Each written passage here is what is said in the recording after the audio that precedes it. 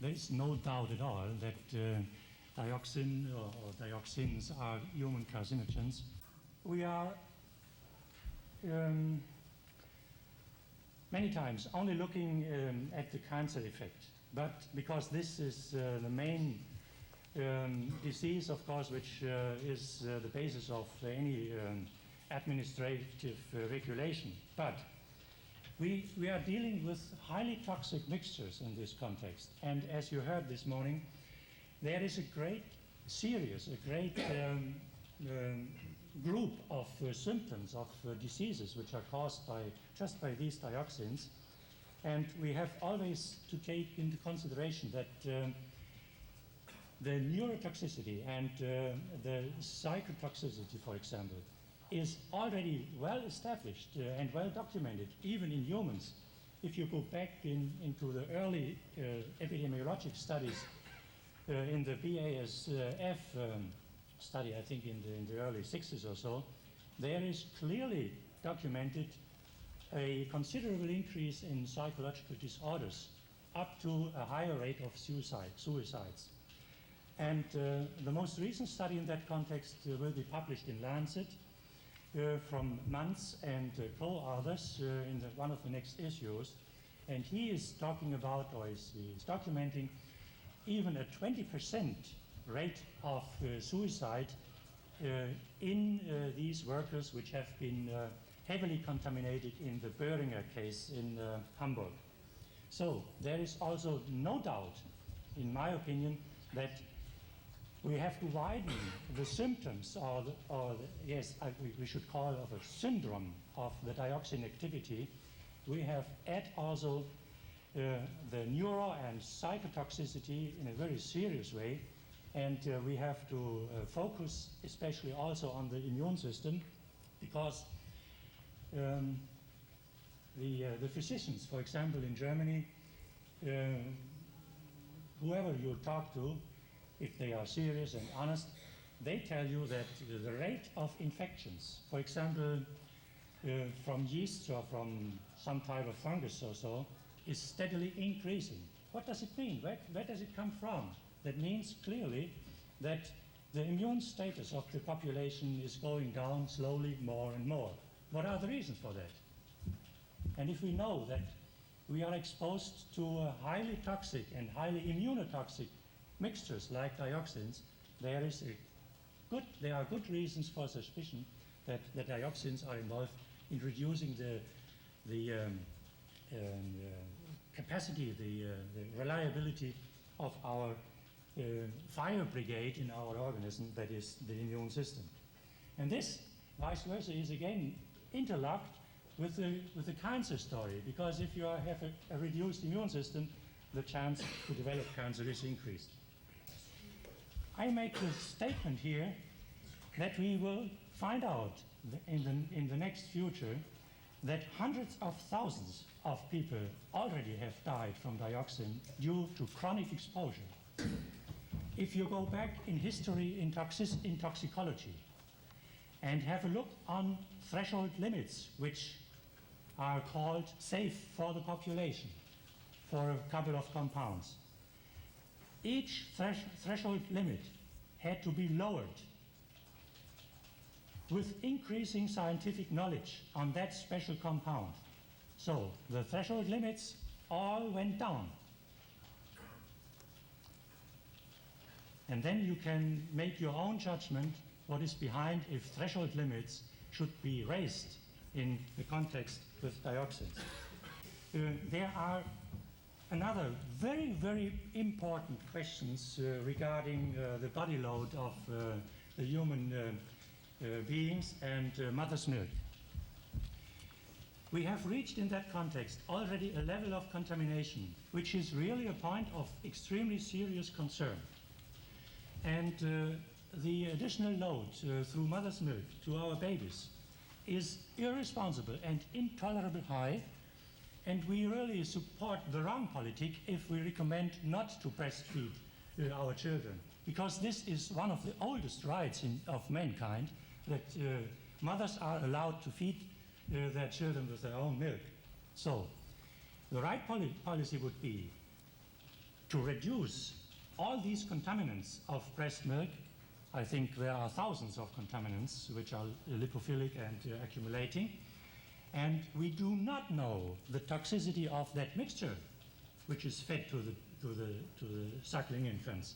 But the policy would be to give up technical procedures in the industry which produce such a mess of chemicals which are accumulating in the body, because we are not longer allowed to do field studies with the population, looking tens and tens of years if something happens.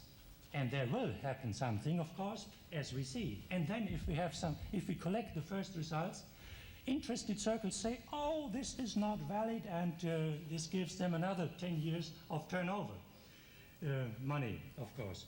So we have to force the polluters to withdraw their dangerous product lines from the market as long as they are able to prove that they are safe.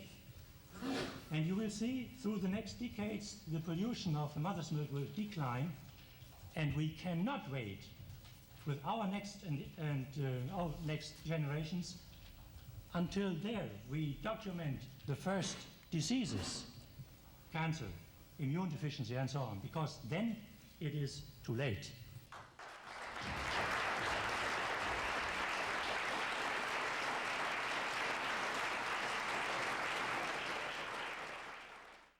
The organization that I represent was founded in 1984 as a result of individuals who had sprayed for a utility in the 1950s and 1960s, early 1960s, defoliating under power lines. Some of the people came to me and asked me if I'd take 2 or 3 months to just take a look at it and collect some information. Well, that's been almost 8 years ago now. We've read the Agent Orange documents, we've read a lot of other documents. As a matter of fact, the advantage we had is that I, by nature, am a very skeptical person, and even though I had worked with these people on the spray crew when I was in high school many years ago, I still had to have my questions answered before I started to actually believe the thing myself. And when we got their medical records, that was another area of belief. When we did the actuarial study, that was another step in belief. When I got the Dow documents, and knew very well that they knew as recently, as long ago as the late 1950s and the mid-1960s, that they were dealing with the most systemic poison that they'd ever developed or heard of, then it became very clear to me that it was not only, it was bad business, along with being extremely harmful to the people that were exposed to it. So we've taken this sure on. We're fortunate to have some of the best people, we believe, from the scientific community all over the world that have a real interest in the case. We're fortunate not to have a funding problem, and I think that's something that Dow is going to have to cope with, because usually they can just outspend you until you're all done.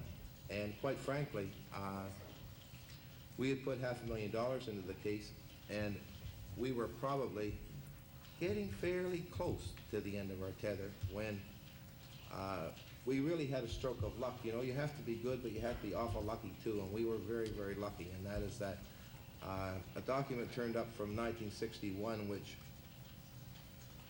which the Power Commission engineer was sent out to investigate a spraying incident out in a little place called Hoyt, which is about 12 miles from the capital of the province. In any case, the people all ate the berries that had been sprayed like bango that morning. Don't ask me how they did, because I can remember the taste of that stuff. But in any case, they ate it, and they also put up some preserves. They all took sick of the same symptoms at the same time, and many of them were taken to the hospital. The Power Commission report read, at first cause was unknown until we found that all had eaten the same berries, all had the same symptoms. They made them bury the preserves. The engineer also reported the amount of dead birds and animals along the right-of-way, and the dead birds especially, and that the people had told him of dead deer, for example. There was also reports in the Park Commission documents of cattle that had died after eating the vegetation. Now, these facts were known to the government. They were certainly known to Dow, and there was no attempt at fair play whatsoever. But that document really turned it around because there was such intense public pressure put on the New Brunswick Electric Park Commission as a result of this, that the new chairman investigated the whole thing thoroughly, going back to the beginning of it, and within a week asked for talks to settle their particular part of it. We have lost 88 out of the 204 people that we originally identified as sprayers. According to an actuarial study which we had done, that we are presently firming up and doing some more science on, the mortality rate is over 200% in these men who worked during the 1950s and 1960s. At the present time, out of the 68 to 70 remaining sprayers in the legal action, we have 4 that are terminal within the next 1 to 2 years from cancers. These are men that range from 53 to, I guess the oldest is 66 years of age. It's rather amusing to myself to hear the discussion about whether or not dioxin is harmful when you actually have human subjects who have passed through latency periods of 25 to 30 years and have shown the results on it. As a matter of fact, the government reactions in Canada are very much the same as government reactions in the United States. That's I think, as we all understand, a universal situation. When our suit was started in 1984, the Provincial Department of Health, the Provincial Department of the Environment, and Dow Chemical, and the utility, which is also a Crown corporation, banded very tightly together to solve and to stop the so-called soda problem. There were 3 health studies set up, which at the last moment, as leader of the group, I backed out of, mainly because I investigated the people who were going to do them and found out more or less their background, and every time I backed out, I took an extreme amount of flack, both from Dow and the utility, who were saying, Jerry White just wants to fly this by the seat of his pants and he doesn't want to really do any science on it. Well, documents that came to ourselves as a result of a settlement by the utility in June of this year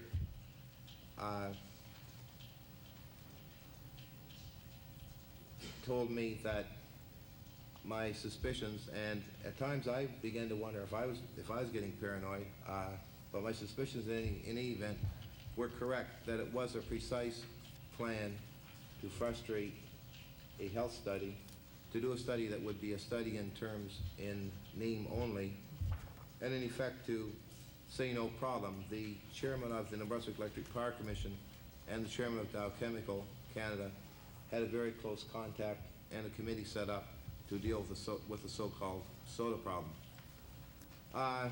That fortunately is all behind us. The utility is now funding the complete cost of the action against Dow. The problem I would say that Dow has at the present time is that we've been at it 7 years.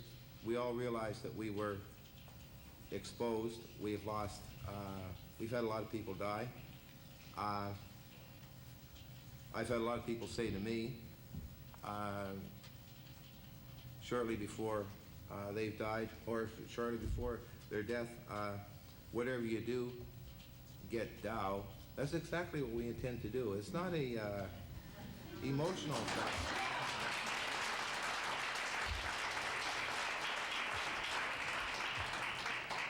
It's not an emotional thing. It's a very solid commitment.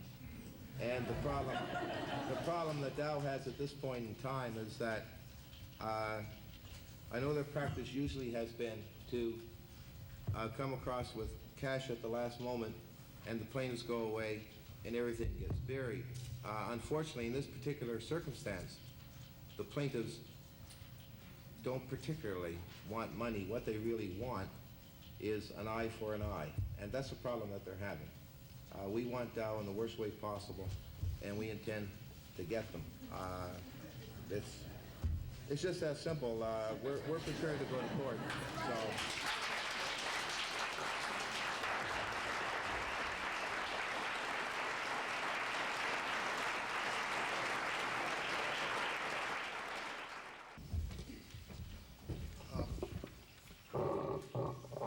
I'll try to make it as fast as I can.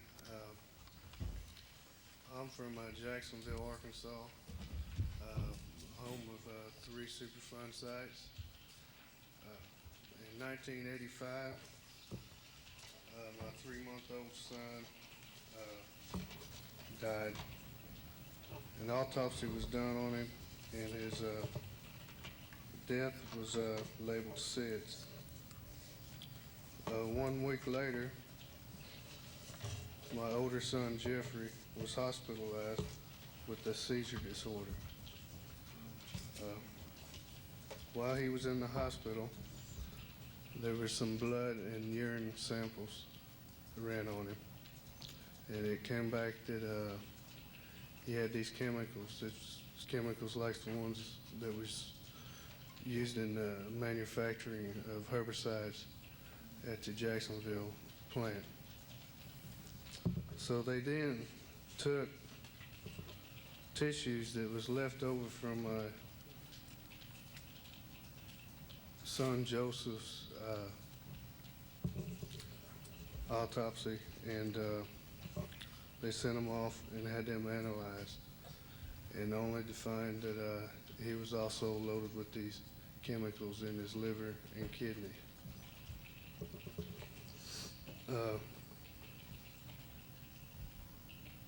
Our politicians and our government agencies, the ones that are supposed to be there to help us, weren't there for me and my family. There was enough tissue left of Joseph to run a second test. And the CDC, we asked the CDC to run the test again. The Centers for Disease Control refused to run the test. Instead, they went to Enviro Health Systems in Richardson, Texas, where the test was done the first time. And they spent somewhere around $10,000 discrediting the laboratory that ran the test to start out with. The CDC could have very well have ran their test themselves for probably half that.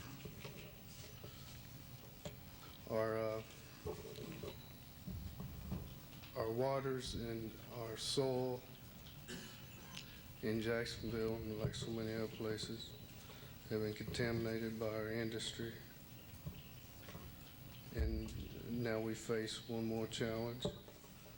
They're trying to put a mobile incinerator there in city limits of Jacksonville, where they want to burn dioxin.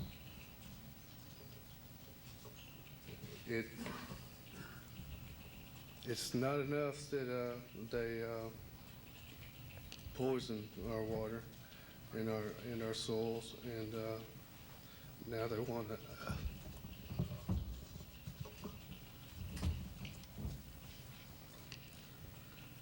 to poison the air that our children breathe too. I just like for everybody's support in trying to help us stop this incinerator before it takes from other families like it's took for so many already. It's been 6 years, but it's still a very emotional thing for me. But something that I don't know if I ever get over. But if there's any way you can help in trying to stop this incinerator and to keep from poisoning our children, we would very much appreciate it. Thank you.